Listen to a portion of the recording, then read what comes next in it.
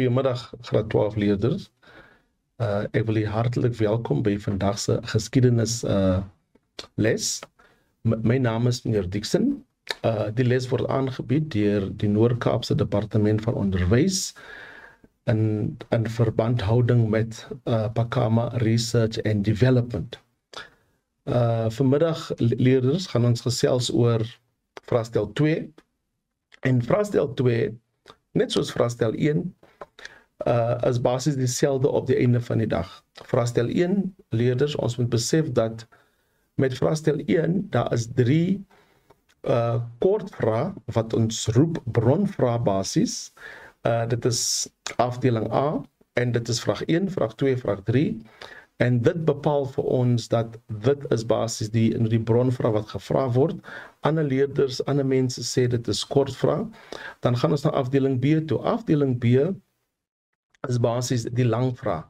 So dit is vraag 4, vraag 5 en vraag 6.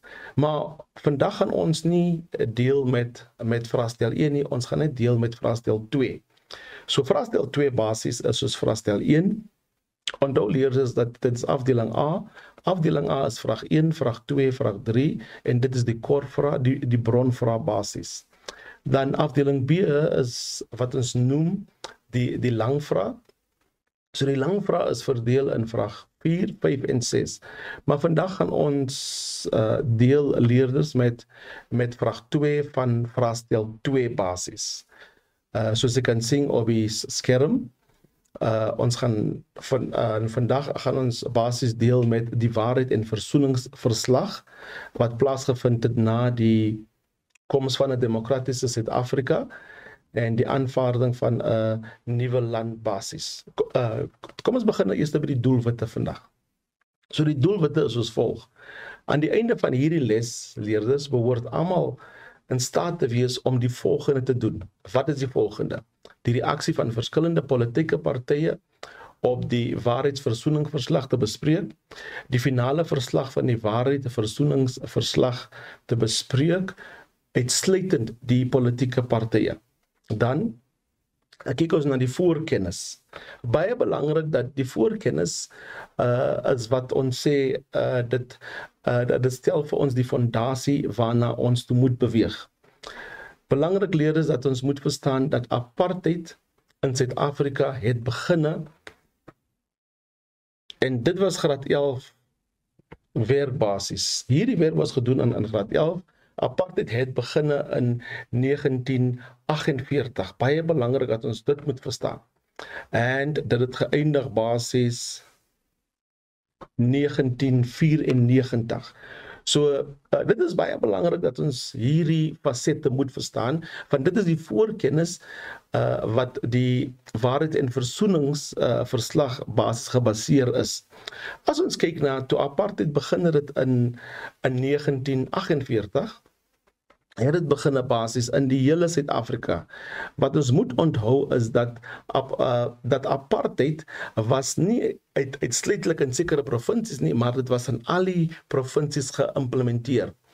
Dan beweeg ons verder nou, in 1994, toe het apartheid tot 'n einde gekom. So dit sê vir my dat apartheid het 'n wond gelos in die hart van die mense. En dit is hoekom ons kan sien op die skerm dat die persone wat betoog daarso wys vir ons in Engels sê dit say no to racism, in Afrikaans sê dit sê nee vir rasisme. Dan sien ons weer in Engels sê dit defy apartheid en dan sien ons in Afrikaans dit beteken weerstand teen apartheid. Nou dit was basis voor 1994. Dan moet ons kennis dra leerders dat voor ons begin met enige onderwerp. Dit is uiters belangrik voor ons begin met enige onderwerp dat ons moet die terminologie ken. Basis ons roep dit in Afrikaans concepts. In Engels sê ons die terminologie en dit in algeheel is basis wat daar gaan gevra word gedurende hierdie vraestel. So die eerste konsep wat hulle basis vra is heksjag. Nou, heksejag beteken basies 'n ondersoek om mense te ontbloot wat van 'n misdaad vermoed word, maar dikwels as 'n middel om die 'n teenstrydige sinnings te ondermyn basies. Versoening, die herinnering van voormalige vyande en die herstel van vriendskaplike betrekkinge tussen hulle basies. Kom ons gaan weer deur versoening. Versoening beteken die hereniging. So hereniging is baie belangrik.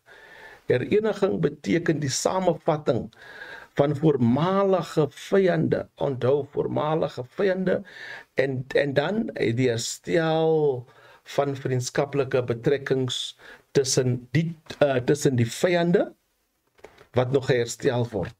Dan gaan ons nog 'n woord teekom, amnesty, die toestand van amptelike kwytskelding aan mense wat 'n politieke misdaad gepleeg het, in die geval van Suid-Afrika, aan mense wat polities verwante misdade tydens apartheid gepleeg het. Die volgende konsep, herstellende geregtigheid, 'n vorm van geregtigheid wat fokus, Linus, dit sê hierso, wat fokus op die versoening van voormalige vyande en op die vergifnis van misdade, in plaas daarvan om die oortreders te straf.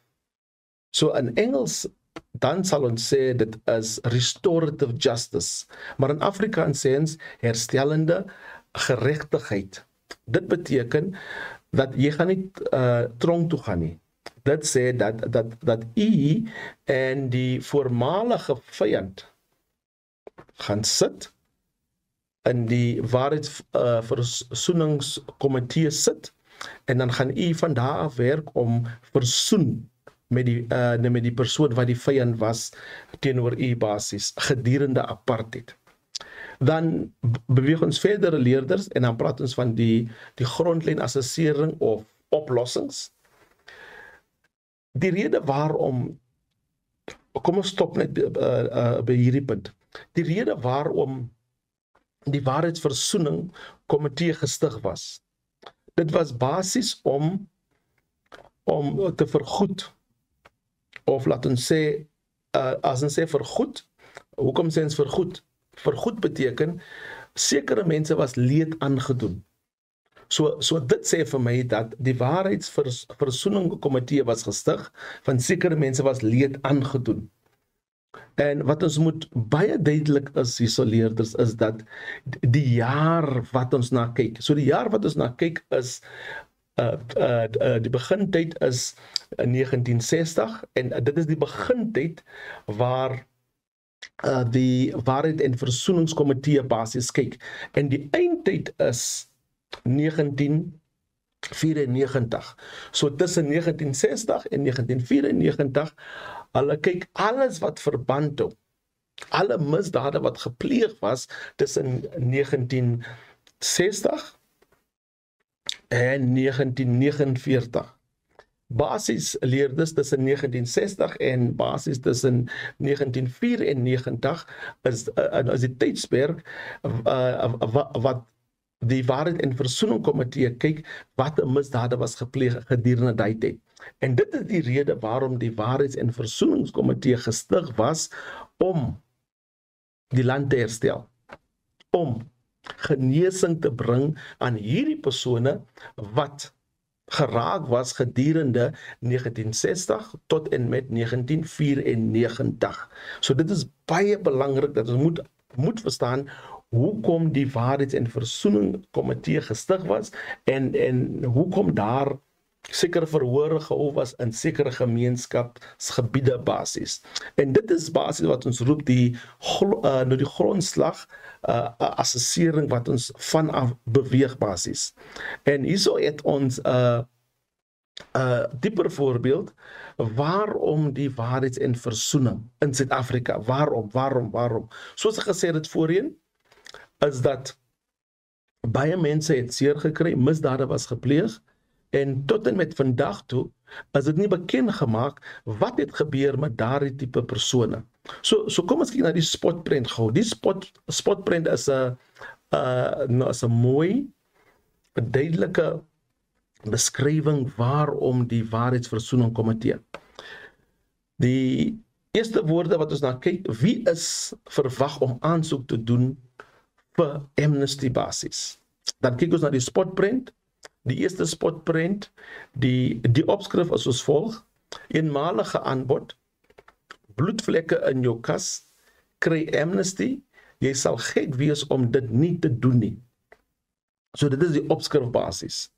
Onthou leerders, die opskrif kom hierbo. Weens die spasie het ons dit langs aangeplaas.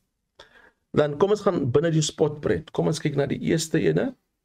Dit is soos volg. Kyk net na hierdie hemp bevlek met bloed van 11 mense basis. Kom ons gaan na die volgende ene toe. Hierso. Amnesty waspoeier was bloed uit basis. Kom ons gaan na die volgende ene toe. Vlekloos amnesty het my lewe verander basis. So basis kan ons nou sien dat hierdie spotprent is basis 'n grondlegging vir waarom die waarheids- en versoening komitee gestig was op die einde van die dag. Maar kom ons gaan 'n bietjie dieper nou. Onthou nou dat sekere politieke partye was betrokke gedurende die apartheid. En dit is baie belangrik leerders dat ons moet verstaan is dat nie een politieke party was betrokke nie, maar verskeie. Byvoorbeeld soos die Nasionale Party, die Afrikaanse Nasionale Konferensie en basis die Inkatha Vryheidsfront basis en die Inkatha Freedom Party. So hierdie politieke partye was betrokke gedurende hierdie tyd. Die Pan-Afrikaanse konferensie hulle was ook betrokke. So ons gaan eers kyk na die Nasionale Party, hoe hulle gereageer het teenoor die waarheids- en versoeningsverslagbasis. Dit is baie belangrik leerders om te onthou dat die doel wat ons gestel het vir hierdie lessen is om te kyk na die uitkoms, die verwagtinge en die sekere uitlatings wat gelaat was deur die Nasionale Party. Kom ons gaan na ons skerm toe. Dit was nie gelukkig, die Nasionale Party was nie gelukkig met die waarheids- en versoeningsverslag nie. Eers dan nommer 1. Die Nasionale Party het gevoel dat die waarheids- en versoening byvoorbeeld teenoor die Nasionale Party soos 'n heksjag was teenoor hulle basis op die einde van die dag. Waarom het hulle so gevoel? Onthou, die leier van die Nasionale Party gedurende hierdie tyd was F.W. de Klerk en basis de Klerk het verklaar dat die waarheids- en voorsiening vir 'n verkwesting van tyd was basis, aangesien dit daarop gemik was om hom te verneder op die einde van die dag. De Klerk het egter voor die waarheidsvoorsiening verskyn en 'n formele verskoning vir apartheid aangebied, baie belangrik. Maar het daartoe aangedring dat hy nooit die buitensporigheid van die brutale optrede van die veiligheidsbemagtiging gemagtig het of daarvan bewus was van wat gebeur het basis. So wat de Klerk eintlik basis sê hierso is dat ja, ons was aan bewin, ek was die leier gedurende apartheid, maar ek het nie kennis gedra wat gebeur het tussen daardie tyd nie. Dit is wat de Klerk eintlik basis nou sê. Hy sê as leier het hy nie kennis gedra van die brutaliteit wat plaasgevind het gedurende daardie tyd. En die vraag is leerders, watter brutaliteit het plaasgevind gedurende daardie tyd? Wat gebeur het gewoonlik leerders as jy gesien was as 'n basis leerders as 'n vyand van die staat, dan het die staat jou geondersoek, hulle het jou geondervolg, dieselfde tyd soos hulle jou gevolg het, van huis tot huis, van plek tot plek, het hulle seker gemaak leerders dat hulle jou betrap. En wanneer hulle jou betrap, leerders, daar was 'n spesifieke plek waar hulle al die vyandig van die staat nog geneem het, en hierdie plek was bekend as Vlakplaas. Nou Vlakplaas, leerders, was Eugene de Kock, hy was die leier op Vlakplaas, en die dade wat gepleeg en die misdade wat gepleeg was daarso was ernstig, en dit was ten gunste van brutaliteit basis. Dit meen leerders, dit was, soos in Engels sê, dit was gruesome basis.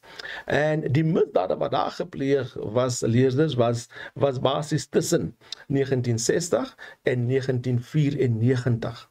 En dan gaan de Klerk nog verder. Dan sê de Klerk, toch het de Klerk voor die commissie verskyn en 'n formele verskoning vir apartheid gemaak.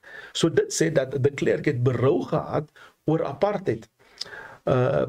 Ek weet toe de Klerk afgesterwe het hy ook 'n video gemaak, en in hierdie film het hy selfs bekend gemaak dat hy is uiterlik jammer, jy weet dat apartheid nou ingestel was. Van apartheid het baie mense leed aangedoen op die einde van die dag. Maar dit is baie belangrik, leerders, dat ons moet verstaan dat de Klerk het namens die Nasionale Party gepraat. En ja, de Klerk was nie die enigste ene wat gevra was om te verskyn voor die Waarheidsversoeningskomitee nie, maar die ander leiers van die Nasionale Party het nie verskyn nie. Maar daar het sekere leiers ook verskyn, soos byvoorbeeld Andries Treurnig. Hy was een van die leiers wat verskyn het en sy sake blootgestel en aan almal bekend gemaak wat sy dade was. En Andries Treurnig het dieselfde gesê wat de Klerk gesê het hierso, dat hulle wat die leiers was, het nie kennis gedra van die brutaliteit wat plaasgevind het onder die lede onder hulle nie. So basis, die Nasionale Party was nie gelukkig met sekere van die bevindings wat gevind was deur die Waarheids- en Versoeningskommissie nie. Baie belangrik, die Nasionale Party en Botha was basis nog geklassifiseer as verantwoordelik vir al hierdie moorde. So de Klerk het homself gedistansieer, Andries Treurnig het homself gedistansieer, en agterna het hulle toe vir Botha geblameer vir die moorde wat plaasgevind het, vir die marteling van sekere mense, vir die brandstigtings in sekere gebiede, en die sabotasie wat plaasgevind het basis. En dit is nou die verwysing wat plaasgevind het gedurende hierdie kommissie. De Klerk se regering was verantwoordelik vir die aktiwiteite van die derde mag in 'n poging om die onderhandelings voor 1994 te ontwrig. De Klerk het later regsliks stappe geneem om die publikasie van 'n paragraaf te voorkom wat hom verantwoordelik gehou het vir die aktiwiteite van die derde mag tussen 1990 en 1994. So dit sê leerders dat de Klerk het basis gesê, luister hierso, my verantwoordelik was basis net om 'n nuwe Suid-Afrika aan die gang te sit op die einde van die dag. Nou, kom ons gaan gou na die ANC toe. Die ANC was ongelukkig dat die Waarheidsversoening nie onderskeid gemaak het tussen die aksies van die apartheidsregering en die van die bevrydingsbewegings nie. Onthou dat die ANC was gesien as 'n bevrydingsbeweging basis wat teen die stelsel van apartheid gebeklei het. Die ANC was ongelukkig dat die Waarheidsversoening nie onderskeid gemaak het tussen die aksies van die apartheidsregerings en die van die bevrydingsbewegings nie, byvoorbeeld die PAC. Die ANC het die Waarheidskommissie in die hof toegeneem om die publikasie van die bevindings teen hulle te verhoed basis, maar die Kaapse Hooggeregshof het die saak verwerp. So basis, nou kan ons sien dat die Nasionale Party het verhoed dat hulle moet gesien word as die persone wat die misdade gepleeg het. So wat die Nasionale Party basis gesê het, dat die misdade het nie gekom van een kant af nie, maar ook van die ANC. En hier kan ons basis sien dat die ANC het die Waarheidskommissie hof toe geneem, Waarom? Van hulle het gevoel dat alles gaan op hulle geplaas was, omdat hulle die een van die vryheidsbewegings was, een van die grootste vryheidsbewegings was, wat probeer om apartheid te kanselleer in Suid-Afrika basis. Dan gaan ons na die EFP toe, die Inkatha Vryheidsparty. Die Inkatha het groot probleme gehad teenoor die Waarheids- en Versoeningskommissie basis. Hulle het geglo dat dit was daar om hulle te oordeel en ten gunste van die ANC te praat. Hulle het die waarheidsversoening van ongelukkige behandeling beskuldig. Dit is baie belangrik, leerders, dat as ons praat van ongelyke behandeling en dan praat ons van die Inkatha Vryheidsparty het gevoel dat die Waarheids- en Versoening is meer ten gunste van die ANC op die einde van die dag. Die Inkatha het die ANC gevra om versoening te maak gedurende die tyd wanneer daar baie geweld was in Natal op die einde van die dag.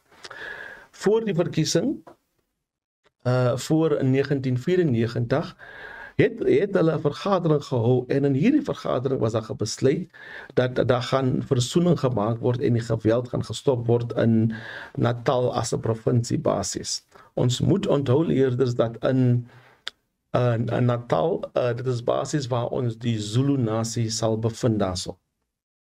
Dan kom ons gaan na die indiening van die waarheidsverslag basis. Die Waarheidsversoening het die verslag formeel aan president Nelson Mandela in 1998 voorgestel. Nou kom ons stop net daarso basis. So voor dit voorgestel was, moet ons hier die volgende kennis in ag neem. Dat die voorsitter van die Waarheid- en Versoeningskomitee, sy naam was Archbishop Desmond Tutu. Hy was die voorsitter basis. Die ondervoorsitter was Alex Bourie. So hulle twee het die Waarheids- en Versoeningskommissie gelei, en dit was Archbishop Desmond Tutu, wat aan destijds president Nelson Mandela in 1998 die Waarheids- en Versoeningsverslag aangebied het.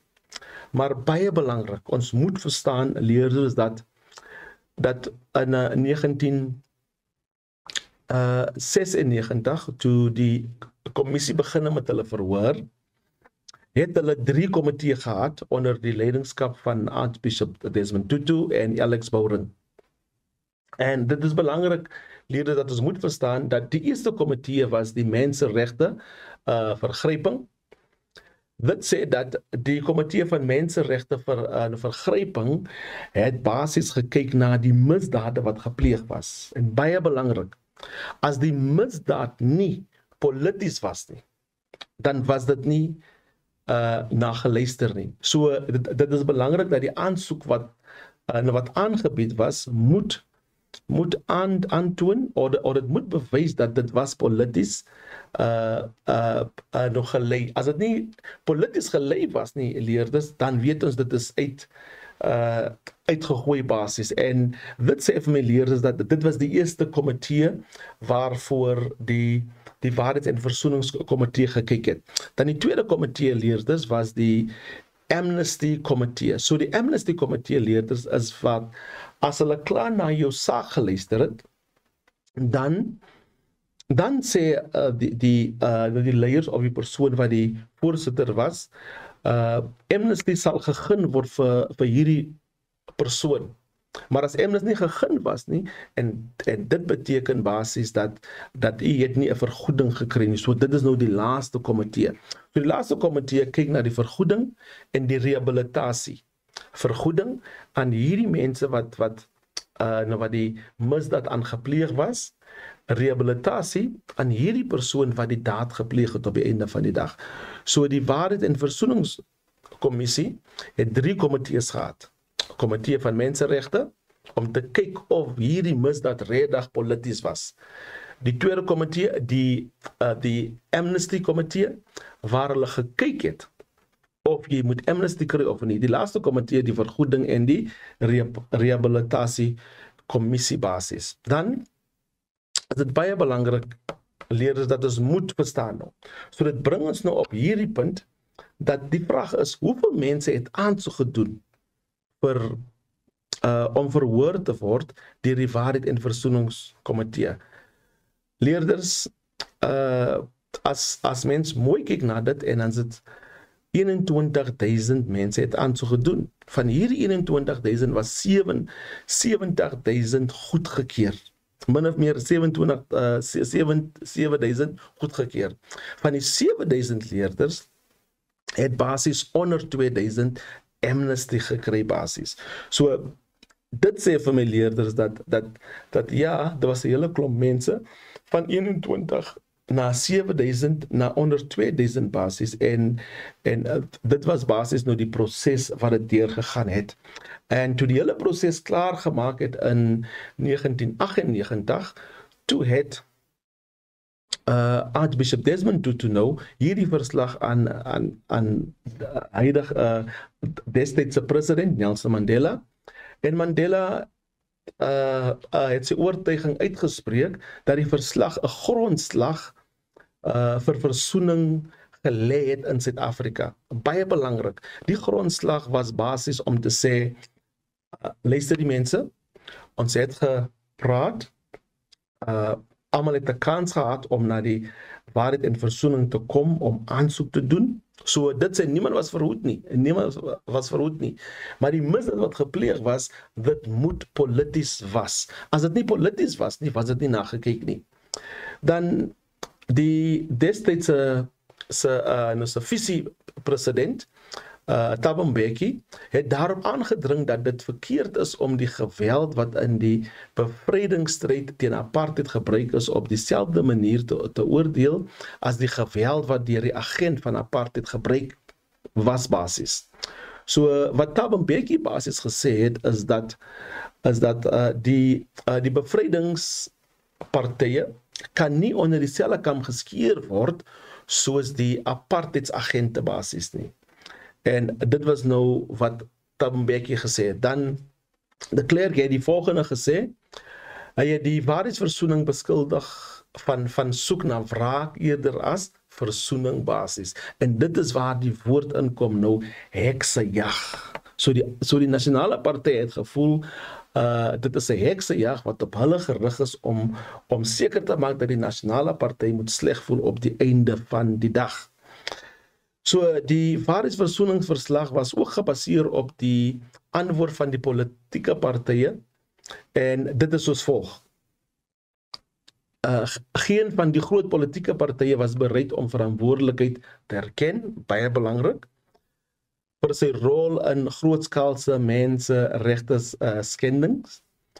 Die Waarheids- en Voorsiening komitee het baie hard probeer om regverdig te wees in sy bevindings oor grootskaalse menseskendings. Baie belangrik, hulle het geprobeer om die balans te behou, om nie kante te vat nie. Dan leerders, so die Waarheids- en Versoeningskomitee was basis om Suid-Afrika te genees van die misdade wat gepleeg was tydens apartheid. Maar onthou leerders, dit is baie belangrik dat ons moet verstaan, die tydperk is van 1960 tot en met 1994. Kom ons kyk gou na die spotprint, en dan is 'n paar vrae wat gestel is, dan maak ons klaar met vandag se les. Kom ons kyk gou na die spotprint. So die opskrif is soos volg. Die spotprint hieronder is getekend, ons lees hierso leerders. Die spotprint hieronder is geteken vir die Sowetan Koerant. Dit beeld aartsbiskop Desmond Tutu wat die Waarheid en Versoeningsverslag aan Nelson Mandela op 29 Oktober 1998 aflewer. Ons lees die volgende: aanval van links, regs en sentraal, maar meneer, ons het dit gedoen. Dan die laaste ene, spesiale aflewering. Kom ons gaan na die vraag toe. Die vraag is soos volg. Studiebron 2A 2.1.1 identifiseer enige 4 politieke partye wat Tutu aangeval het toe hy die Waarheid en Versoening Kommissie se verslag aan president Nelson Mandela oorhandig het op 29 Oktober 1998. Leerders, dit is 4 punte. Onthou leerders, wat gebeur is hierso? U moet nou 4 antwoorde kry. En die 4 antwoorde is 1 elk. En dit gee vir ons die 4 wat hierso is. Dan gaan ons na die volgende vraag toe. 2.1.2. Verduidelik die boodskappe op hierdie spotprint rakende die finale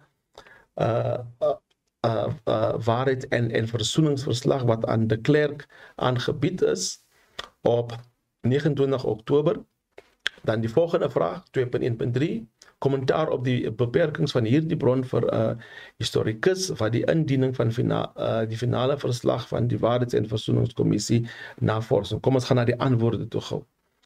Identifiseer enige 4 politieke partye in die spotprint wat Tutu aangeval het toe hy die Waarheids- en Versoeningskommissie se verslag aan president Nelson Mandela oorhandig het op 29 Oktober. Kom ons kyk na die antwoorde gou. Nasionale Party, Afrikaanse Nasionale Kongres, Vryheidsfront, Inkatha Vryheidsparty, en dan die Pan-Afrikaanse Kongres. Kom ons aan die volgende vraag toe. Verduidelik die boodskappe wat in hierdie spotprint oor die finale Waarheids- en Versoeningsverslag op 29 Oktober 1998 aan president Nelson Mandela voorgelê is, oorgedra word. Kom ons gaan gou. Baie politieke partye het die Waarheids- en Versoeningsverslag aangeval omdat hulle betrokke was. Baie belangrik. Ons moet kyk altyd na die sleutelwoorde. As hulle sê verduidelik die boodskap wat in hierdie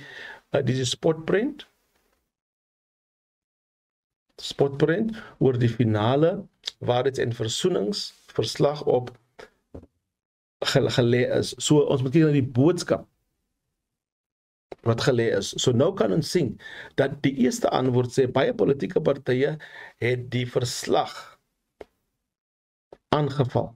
Baie belangrik. Die doelwit van hierdie les is om te kyk na die reaksie van die politieke partye. Tutu as die voorsitter van die Waarheids- en Versoeningskommissie het die verslag aan die kantoor van Nelson Mandela voorgelê ten spyte van al die uitdagings. Onthou, Tutu het in die spotprint en sê Tutu, hy word aangeval van links en regs en van sentraal. Tutu het die indiening van die waarheidsverslag as iets spesiaal beskou. Onthou, ons kyk na die boodskappe. So die boodskappe in die spotprint is basies die antwoord wat ons moet analiseer op hierdie spesifieke vraag. Kom ons gaan na die volgende vraag toe. Kommentaar oor die beperkings van hierdie bron vir 'n historikus wat die indiening van die finale verslag van die Waarheids- en Versoeningskommissie bestudeer het. So nou gaan ons kyk hoe breekbaar is hierdie bron op die einde van die dag. Die bron is beperk omdat dit is slegs 'n siening van Zapiro wat partydig is. Dit beteken dit is een kant. So basies ons kyk nie na die breekbaarheid nie, maar ons kyk aan die beperkings. So onthou leerders, as daar beperking is, basies, as dit een kant is, en dan sê ons, daar's 'n beperking basies. Maar ons moet dit noem. Dit is slegs 'n siening, kyk, dit word genoem, dit is slegs 'n siening van Zapiro. So dit moet genoem word, dit moet geskryf word basies. Dan die spotprint het 'n negatiewe perspektief van die Waarheid- en Versoeningsverslag uitgebeeld, wat deur verskeie politieke partye aangeval is. Die taal wat gebruik word, aangeval van links, regs en sentraal, dien as 'n erkenning van die negativiteit van die waarheids- en versoeningsverslag op die einde van die dag. So, ons het net die 3 vrae gestel, sodat julle kan 'n idee het hoe om hierdie tipe vrae te beantwoord. Maar baie belangrik, leerders, is dat ons moet sekere belangrike woorde, sekere sleutelwoorde uithaal van die vraag af, en dan vat ons dit na die bron toe. As dit by die bron sit, dan moet dit vir ons nou daardie kombinasie gee, of soos ek sê in Engels, daardie link gee, hoe om hierdie tipe vrae te beantwoord op die einde van die dag. Kom ons doen gou 'n opsomming van alles, dan gaan ons afsluit. Hoe het verskillende politieke partye op die werk van die waarheids- en versoeningsverslag gereageer? Die ANC het dit gekritiseer vir die tekortkoming om dit te onderskei tussen misdade wat deur die apartheidsregering gepleeg is en die van die bevrydingsbewegings of groepe. Die Nasionale Party het daarvan aangekla dat daar teen die Nasionale Party vooroordele was. Dit het dit as 'n heksejag beskou. Die AFP het dit van ongelyke behandeling en vooroordeel beskou. Die waarheids- en versoeningskomitee het die Nasionale Party en die bevrydingsgroepe beskuldig daarvan, dat hulle besig was met menseregte skending. Die kommissie het sy verslag in 1998 aan Nelson Mandela voorgestel. So leerders, dit is net 'n opsomming oor hoe die politieke partye hulle self bevind het en hoe hulle gereageer het teenoor die waarheids- en bevrydingsverslag op die einde van die dag. Leerders, baie dankie dat u geluister het na my vandag, en ek hoop volgende keer ons kan meer in diepte inpraat oor die versoening en ook oor die verslag ook. Volgende keer gaan ons meer fokus na ander faktore met betrekking tot die waarheid en versoening van wat plaasgevind het in 1998. Leerders, baie dankie en geniet die res van die dag.